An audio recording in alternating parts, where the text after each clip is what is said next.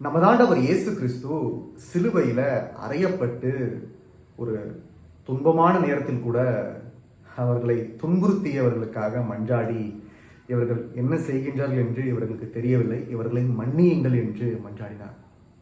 இது ஒரு ரொம்பவே ஸ்ட்ரேஞ்சான ஒரு விஷயம்னு சொல்லலாம். ஏன்னா இயேசுவை அவர்கள் எந்த அளவுக்கு அவமானப்படுத்தி துன்பப்படுத்த முடியுமோ அவங்க செய்கிறாங்க.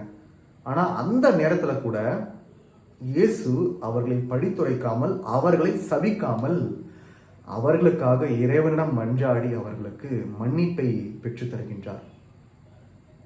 இன்னைக்கான வீடியோவில் நாம ஒரு முக்கியமான பண்பை பற்றி பார்க்க போகிறோம். இது தெய்வீக ஒரு பண்பு. இந்த ஒரு பண்பு நமக்குள்ள இருந்தது அப்படின்னா நிச்சயமா நிலை வாழ்வு நமக்கு கிடைக்கும். அது என்னன்னு இந்த வீடியோவில் பார்க்கலாம். நீங்கள் நம்ம சேனலுக்கு புதுசாக இருக்கீங்கன்னா மறக்காமல் நம்ம சேனலுக்கு சப்ஸ்கிரைப் பண்ணிக்கோங்க. இப்போ தான் தொடர்ச்சியாக நம்ம போடக்கூடிய வீடியோஸை உங்களால் மிஸ் பண்ணாமல் பார்க்க முடியும். லூக்கா 23:34 இறைவசனம். அப்பொழுது இயேசு, தந்தையே, இவர்களை மன்னியும், ஏனெனில் தாங்கள் செய்வது என்னவென்று இவர்களுக்கு தெரியவில்லை என்று சொன்னார். பழைய ஏற்பாடு எடுத்துக்கோங்க. எஸ்ஐயா 53:12 இறைவசனம். ஆதலால் நான் அவருக்கு மதிப்பு மிக்கவரிடையே சிறப்பளிப்பேன், அவரும் வலியவரோடு கொள்ளை பொருளை பங்கிடுவர். ஏனெனில் அவர் தம்மையே சாவுக்கு கையளித்தார், கொடியவருள் ஒருவராக கருதப்பட்டார், ஆயினும் பலரின் பாவத்தை சுமர்ந்தார், கொடியோருக்காக பரிந்து பேசினார். இயேசு நமது பாவங்களுக்காக அவரை கையளித்து ஒப்பு கொடுத்தார். ஒரு மிகப்பெரிய சாக்ரிஃபைஸ், ஒரு பலி. ஆனால் அந்த ஒரு நிலையினுடைய முதல் கட்டமாக அவர் மன்னித்தார். தன்னை இழிவுபடுத்தி தன்னை துன்புறுத்தியவர்களை அவர் மன்னித்தார். அதன் மூலமாக மட்டுமே அந்த ஒரு பலியானது தெய்வீக பலியாக செலுத்தப்பட்டது. அது முழுமையாக நிறைவடைந்தது. அவர் வன்மத்தோடு அவர்களை பழித்துரைத்து அவர்களை சபித்து அந்த ஒரு சிலுவை சாவை ஏற்றிருந்தார். அது பயனுள்ளதாக இருந்திருக்காது. ஏனென்றால் இயேசு தூய்மையானவர்.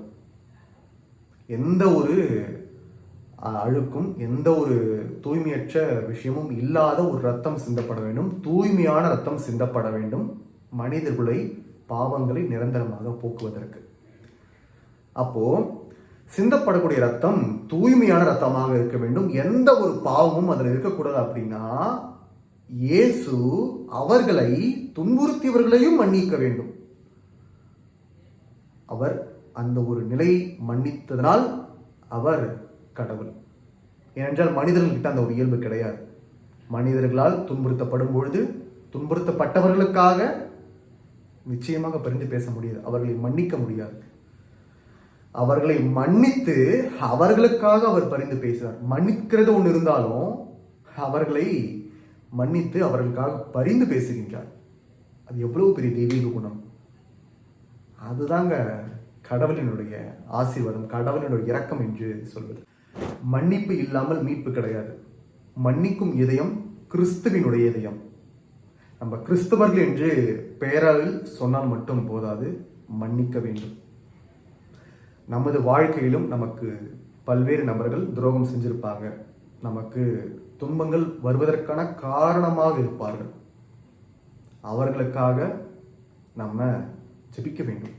அவர்களை மன்னித்து அவர்களுக்காக நம்ம ஜெபிக்க வேண்டும். அவர்களுடைய மன மாற்றத்திற்காக நம்ம ஜெபிக்க வேண்டும்.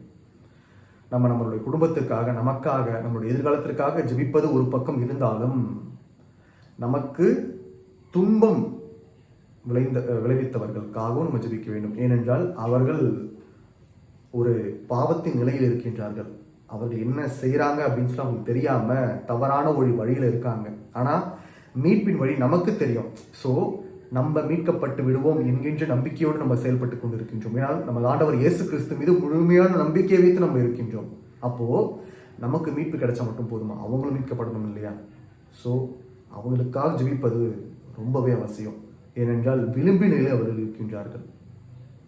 பாவம் அவர்களை முழுமையாக கடித்து குதறுவதற்கு முன்னால் அவர்கள் மீட்கப்பட வேண்டும். மீட்கப்பட வேண்டும் என்றால் நம்முடைய ஜபங்கள் அவர்களுக்கு அவசியம். அதனால நமக்கு தீங்கு செஞ்சவங்களை முதல்ல நம்ம மன்னிக்கணும். மன்னிச்சு அவங்களுக்காக ஜெபம் செய்ய வேண்டும். அப்படி செய்யறதன் மூலமாக இந்த ஒரு தவக்காலம் முழுமை அடையும். ஏன்னா நம்ம மனமாற்றம்னு சும்மா பேசிக்கிட்டு இருந்தால் மட்டும் போதாது, செயலில் காட்டணும். செயலில் காட்டுவது இது போன்ற செயல்கள் தான். நமக்கு துன்பம் விளைவித்தவர்களுக்கு மன்னிப்பை கொடுத்து அவர்களுக்காக இறைவனிடம் ஜெபிக்க வேண்டும். அவர்கள் மறுபடியும் துன்பம் செஞ்சாங்க அப்படின்னா அதை இறைவன் பார்த்துக் கொள்வார். நம்ம எதை பற்றியும் கவலைப்பட வேண்டாம். அந்த ஒரு நம்பிக்கையோடு நம்ம செயல்படுவோம். நம்மை துன்புறுத்தியவர்களுக்காக இறைவனிடம் மன்றாடுவோம். ஏனென்றால் நம் அனைவரும் கிறிஸ்தவர்கள், கிறிஸ்து நமக்குள் வாழ்கின்றார். அதை மனதில் வைத்துக் கொள்வோம். கிறிஸ்துவின் நாமம் இன்றும் என்றும் போற்ற பெறுவதாக. ஆமென். இந்த ஒரு வீடியோ உங்களுக்கு பிடிச்சிருந்ததுன்னா மறக்காமல் இந்த வீடியோக்கு லைக் கொடுத்துருங்க. நம்ம சேனலுக்கு இன்னும் சப்ஸ்கிரைப் பண்ணாமல் இருக்கீங்கன்னா மறக்காமல் சப்ஸ்கிரைப் பண்ணிக்கோங்க. தொடர்ச்சியாக நம்ம சேனலோட பயணிச்சுக்கிட்டு இருக்கீங்க. ரொம்பவே நன்றி. உங்களோட ஆதரவினால் மட்டும்தான் நம்ம சேனல் இவ்வளவு தூரம் வளர்ந்துருக்கு. ஸோ தொடர்ச்சியாக உங்களோட ஆதரவு தேவை. அதனால் இந்த ஒரு வீடியோவை உங்களுடைய நண்பர்கள்கிட்டையும் பகிர்ந்து நமது சேனலுக்கு ஆதரவை பெருக்குமாறு தாழ்மையுடன் கேட்டுக்கொள்கின்றேன். மேலும் உங்களுடைய கருத்துக்கள் வரவேற்கப்படுகின்றன. உங்களோட கருத்துக்களையும் கீழ் கமெண்ட் செக்ஷனில் மறக்காமல் தெரியப்படுத்திடுங்க. தொடர்ச்சியாக இணைந்து பயணிப்போம். நன்றி.